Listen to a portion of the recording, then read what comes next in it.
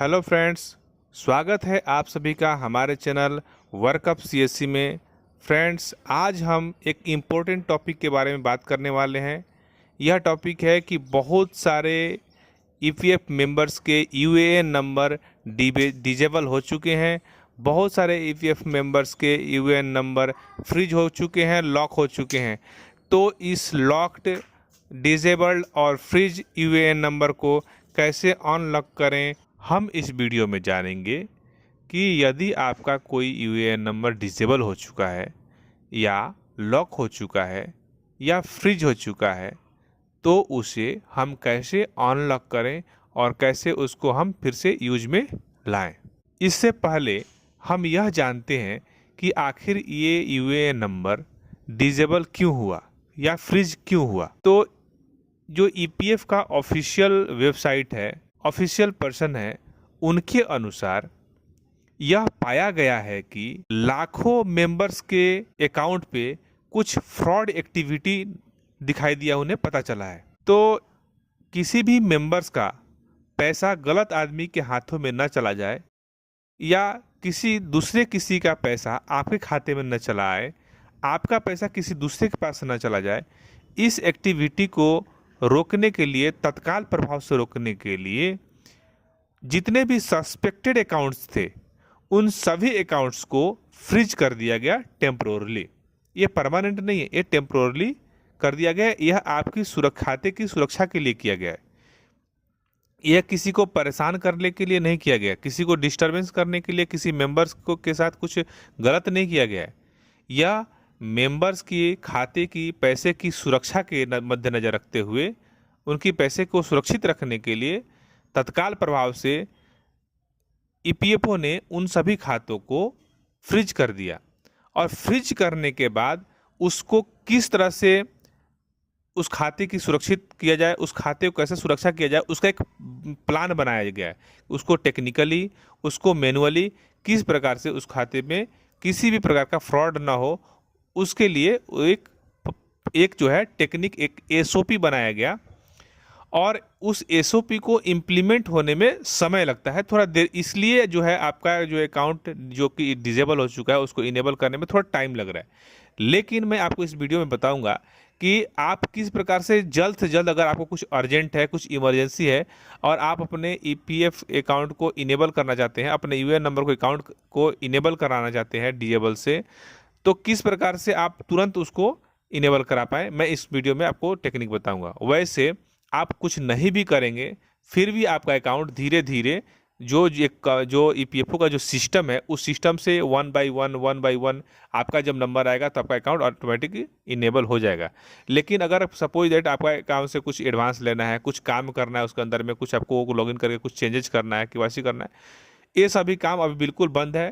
क्योंकि आपको पता है कि यूएएन नंबर के अंदर में ही जितने भी 10 कंपनी में काम कर रहे हो, 20 कंपनी में काम किए, सभी कंपनियों का पीएफ उसी यूएएन में एक लिंक रहता है। यूएएन क्या है? एक तरह का एक कमरा है और उस कमरे में आपका जो है अलग अलग कंपनियों का दस्तावेज पड़ा हुआ है। लेकिन उस दस्तावेज में अगर कुछ चेंजेस करना है तो सबसे पहले आपको तो कमरे में एंट्री मारना पड़ेगा। लेकिन कमरा के गेट पे ही लॉक लगा दिया गया, यानी कि फ्रीज कर दिया गया, डिसेबल कर दिया गया। तो जब लाइव सेशन हुआ था इसके बारे में ईपीएफओ के द्वारा, तो उसमें यह बताया गया कि यदि कोई व्यक्ति अपना लॉक्ड यूएएन को, डिसेबल यूएएन को इनेबल कराना चाहता है तो वो ईपीएफओ का जो ग्रीवेंसेस पोर्टल है, उस ग्रीवेंसेस पोर्टल में जाकर ऑप्शन, एक उसमें अभी नया ऑप्शन इनेबल कर दिया गया है, चालू कर दिया गया है कि आप जो है ये डिसेबल अकाउंट फ्रीज यूएएन के बारे में आप ग्रीवेंसेस डालना चाहते हैं, वो ऑप्शन को सिलेक्ट करके आपको ग्रीवेंसेस डालना है। ईपीएफओ आपसे क्या क्या दस्तावेज मांगेगी ये जो है उसके ऊपर डिपेंड करता है। अगर आपके खाते में जिस प्रकार का उसको सस्पेक्ट लगेगा, उससे संबंधित आपसे पेपर मांग सकती है। ज़्यादातर यही कहा गया है कि पेपर नहीं मांगकर आपसे बायोमेट्रिक, आधार बेस्ड आपका वेरिफिकेशन कर लिया जाएगा। यह पहचानना है कि आप ही मतलब जेन्युइन आदमी है, वो जो पैसा उठाने जा रहा है, आप जो पैसा उठाने की बात कर रहे हैं या उस खाते में कुछ चेंजेस करने की बात कर रहे हैं, तो आप ही उस अकाउंट के ऑनर हैं। इस चीज़ को ये जो है ईपीएफओ इम्प्लीमेंट करने जा रही है। तो आप सोच रहे होंगे कि मुझे ईपीएफओ के ऑफिस में जाना पड़ेगा। हाँ, आपके नज़दीक कोई अगर ईपीएफ ऑफिस है तो आप वहाँ पे जाइए। यदि आपके ऑफिस नियरेस्ट कोई ईपीएफओ ऑफिस नहीं है, आपको किसी प्रकार का असुविधा हो रही है, तो आपके पास दूसरा ऑप्शन ये है कि निधि आपके निकट एक कैंप ईपीएफओ द्वारा चलाया जा रहा है, जो हर महीने में 27 तारीख, 28 तारीख या 29 तारीख इसी बीच में रहता है। ये हर महीने आपके डिस्ट्रिक्ट में आयोजित किया जाता है। हर डिस्ट्रिक्ट में उस निधि आपके निकट का जो लिस्ट है हर महीने जारी होता है। आप ईपीएफओ के वेबसाइट से भी डाउनलोड कर सकते हैं, और मैं भी अपने चैनल पे उसका लिस्ट हमेशा अपलोड करता हूं, आप वहां से भी डाउनलोड कर सकते हैं। तो यदि आप लोगों ने हमारे चैनल को अभी तक सब्सक्राइब नहीं किया है तो चैनल को सब्सक्राइब कर लीजिए, और जब भी निधि आपके निकट का जो कैंप का नोटिफिकेशन होगा मैं अपने जो है पोस्ट में डालता हूँ, अपने चैनल के पोस्ट में डालता हूँ, तो वहाँ से आपको नोटिफिकेशन मिल जाएगा।